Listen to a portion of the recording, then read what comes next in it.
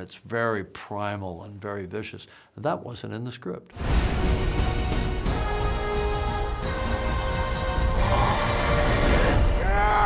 I think we're actually at a culmination point. I mean, I think of this, it's almost like a trilogy, right? The first film introduces the world, Jake and Neytiri. The second film shows the family, and we introduce these new characters and a new part of the world, which is, we call it the Reef Village, and obviously the beautiful underwater world. And now this third film sort of is the culmination of that whole story arc, which is, all right, we're gonna have this big mother of all battles with the Sky People, and we're going to get this resolved, right? And I think of the ending, if we're gonna do spoilers, I'm not going to be specific, but I'm going to say I feel satisfied that it shows that there is hope, and in our ability to connect with each other. And there's an image toward the end where we see that kind of global connection, actually see it. And that's what we have to hope for. We have to hope that we, on this planet here, have the potential to be able to do that, to see each other, to have enough empathy to just stop with the hatred and the war and the blaming and the endless cycle of violence and blame that you see in Israel and Gaza, that you see in Sudan, that you see in Ukraine and Russia and other places around the world. Can we evolve? Because, we're like chimps with machine guns. We've got artificial intelligence, we've got nuclear power, nuclear weapons. It's like we cannot manage those. Those things will be threats to our existence if we can't evolve spiritually. And, this film also asks an important question, is what's worth fighting for? It's not a completely pacifist film.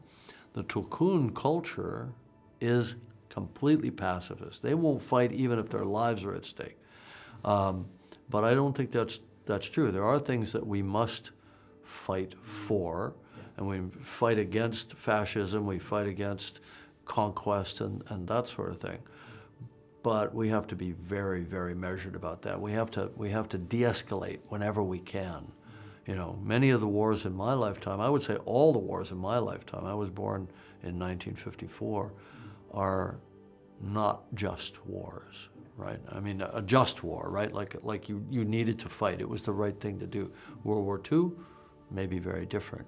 Maybe that was something that needed to happen so that we could evolve, right? And hopefully we are evolving. I don't know. Sometimes I feel, more hopeful than other times.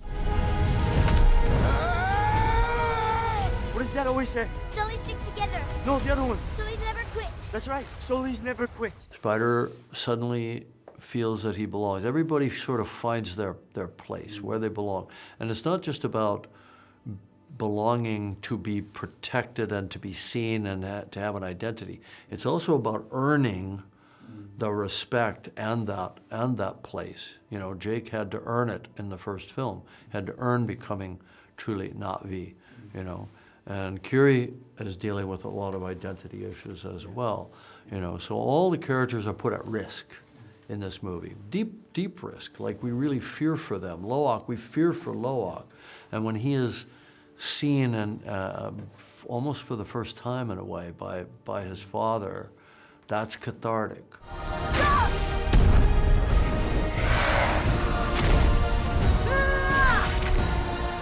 Well, we always shoot more than we need, and then I find my path through it. Interestingly, I think one of the most exciting action moments is when Neytiri goes after Varong attacks her, and she just turns around and goes right after her.